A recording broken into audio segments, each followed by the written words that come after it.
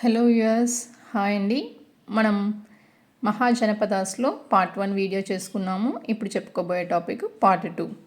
మనం archaeological excavations నుంచి next books on the during period, ఆ పీరియడ్లో ఉన్నటువంటి బుక్స్ నుంచి మనకి మహాజనపదాస్ గురించి తెలుసుకోవడం జరిగిందని చెప్పాను కదా. ఆ బుక్స్లో ఇంకొక ఇంపార్టెంట్ది ఉపనిషత్ అంటే ఏంటి అంటే కమింగ్ అండ్ సిట్టింగ్ నియర్, చెరువుగా వచ్చి కూర్చోవడం. ఇది దేని మధ్య జరుగుతుంది అంటే dialogues between teacher and students. ఈ టీచర్ అండ్ స్టూడెంట్స్ గురించి ఈ బుక్స్ ద్వారానే మనం ఇంకా అగ్రికల్చర్, ఈ పీరియడ్లో జరిగినటువంటి అగ్రికల్చర్ గురించి కూడా తెలుసుకుంటాము.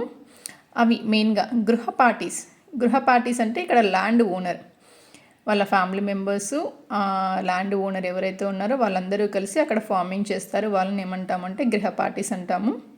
దాసాస్ ఆర్ స్లేవ్స్, వీళ్ళు మామూలుగా యుద్ధాల్లో ఓడిపోయిన రాజ్యాలు ఉంటాయి కదా, ఆ రాజ్యంలో ఉన్నటి ప్రజల్ని ఈ కింగ్స్ ఏం చేస్తారంటే ఫార్మర్స్కి అమ్మడం జరుగుతుంది. వారు దాసుల్లాగా ఇక్కడ వీళ్ళ దగ్గర వర్క్ చేస్తారు.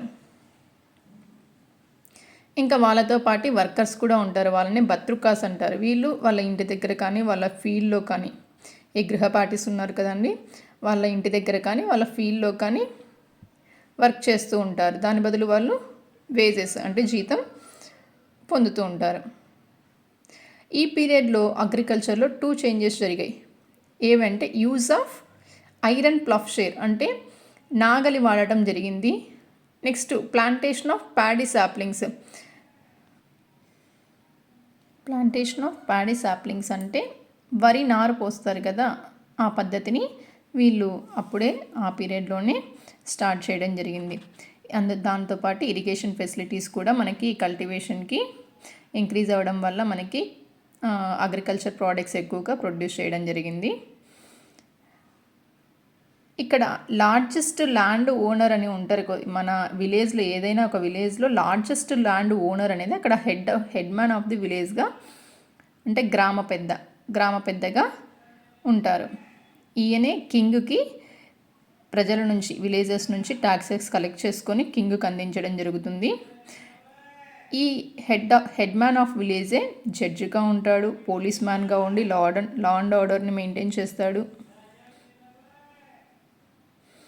నెక్స్ట్ వచ్చేసరికి ఈ పీరియడ్లో పెయింటెడ్ గ్రేవేర్ అని ఒక స్పెషల్ పాటరీ అనేసి దొరుకుతుంది. ఇప్పుడు మనకి రకరకాల డిజైన్స్ వస్తున్నాయి. అప్పట్లో పెయింటెడ్ గ్రేవేర్ అంటే మామూలుగా సింపుల్ లైన్స్గా ఉండి జియోమెట్రిక్ ప్యాటర్న్స్ ఉంటాయి డిజైన్. ఇక్కడ ట్రేడింగ్ అండ్ ఎక్స్చేంజింగ్ సెంటర్స్ కూడా వచ్చాయి. ఎందుకంటే మనకి ఇరిగేషన్ ఫెసిలిటీ అన్నీ పెరగడము, next plantation of paddy saplings ఇవన్నీ జరిగాయి కదా, దీంతో అగ్రేరియన్ సర్ప్లస్ ఏర్పడింది.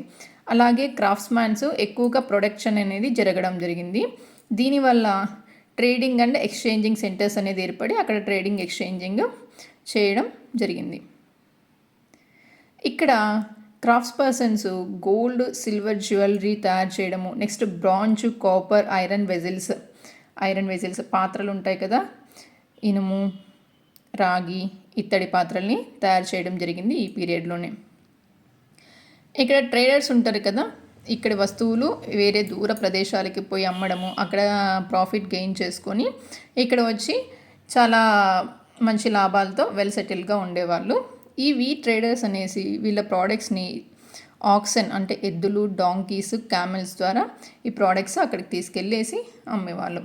అనిమల్స్ ఏమేమి యూజ్ చేశారు ఈ పీరియడ్లో అంటే axon, donkeys, camels. This is the part 2 video. Thank you for watching. Please like and subscribe. Part 3 వీడియోని చేస్తానండి.